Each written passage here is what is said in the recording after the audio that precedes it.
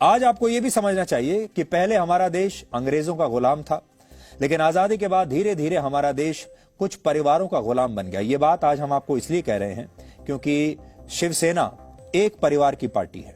पहले बाला साहब ठाकरे थे, उसके बाद उनके पुत्र उद्धव ठाकरे और उनके पुत्र आदित्य ठाकरे।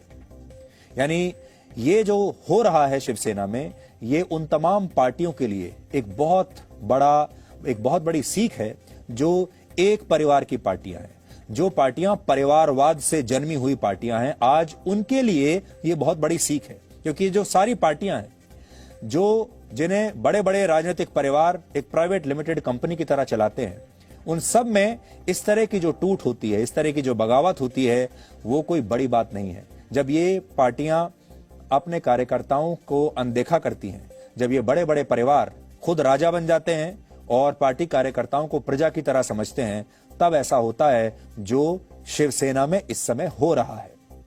और शिवसेना में जो हो रहा है वो ये है कि जमीन से जुड़े हुए जो नेता हैं वो अपना हक मांग रहे हैं। वो ये कह रहे हैं कि पार्टी पर सिर्फ एक परिवार की मर्जी थोपी नहीं जा सकती, पार्टी पर सिर्फ एक परिवार की महत्वाकांक्षाएं, क्योंकि परिवार उस परिवार का मुखिया मुख्यमंत्री बनना चाहता है, सत्ता लेना चाहता है, ये उसकी मर्जी कार्यकर्ताओं पर और जमीन से जुड़े नेताओं पर थोपी नहीं जा सकती। और अगर आप थोपेंगे तो वो बगावत कर देंगे। लेकिन यह भारत का दुर्भाग्य है कि आज उत्तर से लेकर दक्षिण तक और पूर्व से लेकर पश्चिम तक भारत में ऐसी अनेकों पार्टियां हैं जिन्हें एक परिवार ही चला रहा है। आज हमारा देश कैसे कुछ परिवारों की राजनीति में जकड़ा हुआ है, आपको नक्शे के जरिए हम समझाएंगे। और यह बात हम आपको इसलिए बता रहे हैं, देखिए, जम्मू कश्मीर की दो बड़ी पार्टियां नेशनल कॉन्फ्रेंस और पीडीपी परिवारवाद के सिद्धांत पर टिकी हुई हैं। नेशनल कॉन्फ्रेंस को एक ही परिवार की 3 पीढ़ियां चला रही हैं। पहले शेख अब्दुल्ला, फिर फारूक अब्दुल्ला और अब उनके बेटे उमर अब्दुल्ला इस पार्टी को चलाते हैं। इसी तरह मुफ्ती मोहम्मद सईद ने 1999 में पीडीपी पार्टी की स्थापना की और अब उनकी बेटी महबूबा मुफ्ती इस पार्टी को चलाती हैं। पंजाब में शिरोमणि अकाली दल दूसरी सबसे बड़ी विपक्षी पार्टी है और इसे भी एक परिवार चलाता है और वो है बादल परिवार।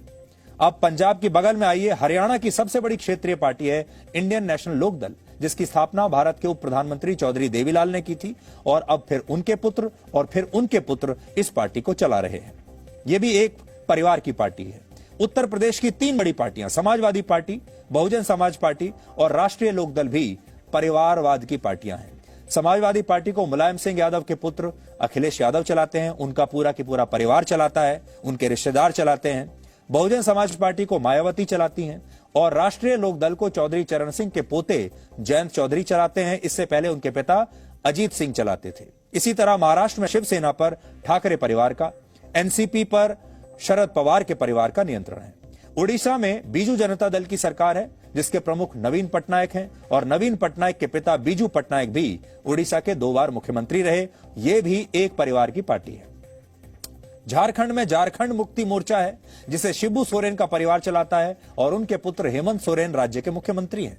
बिहार में आरजेडी सबसे बड़ी विपक्षी पार्टी है, जिसे लालू यादव का परिवार चलाता है।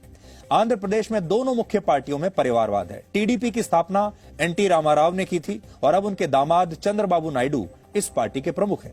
जबकि आंध्र प्रदेश के मौजूदा मुख्यमंत्री वाईएस जगनमोहन रेड्डी वाईएस राजशेखर रेड्डी के पुत्र हैं, जो आंध्र प्रदेश के पूर्व मुख्यमंत्री थे और बड़े नेता थे, अब वो चलाते हैं। तेलंगाना में टीआरएस की सरकार है, जिसके प्रमुख के चंद्रशेखर राव हैं। ये भी एक परिवार की पार्टी है। उनके बेटे केटी रामाराव भी उनकी सरकार में शहरी विकास मंत्री हैं और उनकी एक बेटी हैं, वो इस पार्टी को चलाती हैं। और तमिलनाडु में डीएमके की सरकार है, जिसे पहले एम करुणानिधि चलाते थे और अब उनके बेटे एमके स्टालिन इस पार्टी के प्रमुख हैं और वो राज्य के मुख्यमंत्री भी हैं।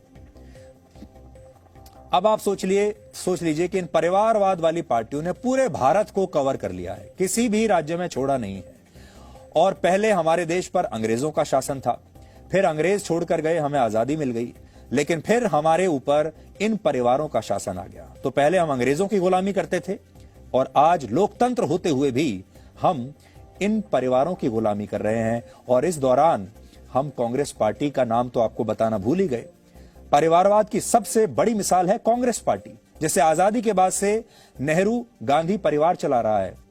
और कांग्रेस पार्टी में जो नाराज नेताओं का ग्रुप है, जिसे G23 कहते हैं, वो पार्टी में अध्यक्ष पद के लिए चुनाव कराने की मांग कर रहा है और इस परिवारवाद के खिलाफ है।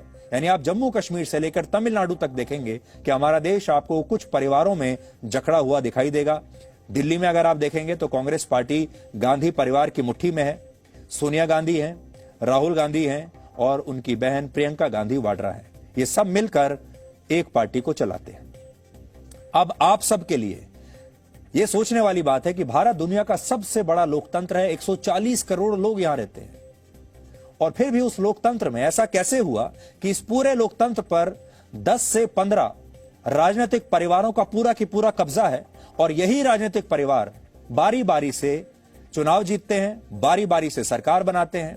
पहले एक नेता एक पार्टी चलाता है, फिर उसका बेटा चलाता है, फिर उसका बेटा चलाता है और पीढ़ी दर पीढ़ी ये सारे परिवार भारत के लोगों पर राज कर रहे हैं और भारत के लोग इनके बाहर कुछ देख ही नहीं पा रहे। ये एक बहुत बड़ी बात है।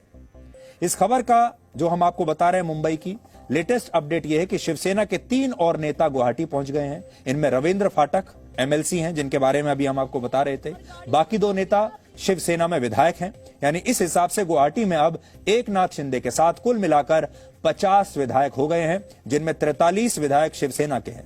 मतलब अब उद्धव ठाकरे के पास 55 में से सिर्फ 12 विधायक ही बचे हैं और 43 विधायक एकनाथ शिंदे के साथ हैं। यानी आज अगर आप देखें तो एकनाथ शिंदे उद्धव ठाकरे से बड़े नेता हो गए हैं और इसलिए अब बहुत सारे लोग शिवसेना को शिंदे सेना कहकर भी पुकार रहे हैं कि अब ये शिवसेना नहीं रही, अब ये शिंदे सेना है। और हो सकता है कि कुछ दिनों में ऐसी नौबत आ जाए कि सिर्फ उद्धव ठाकरे और आदित्य ठाकरे ही शिवसेना में बच जाए मुंबई में और बाकी सारे के सारे विधायक और नेता गुवाहाटी पहुंच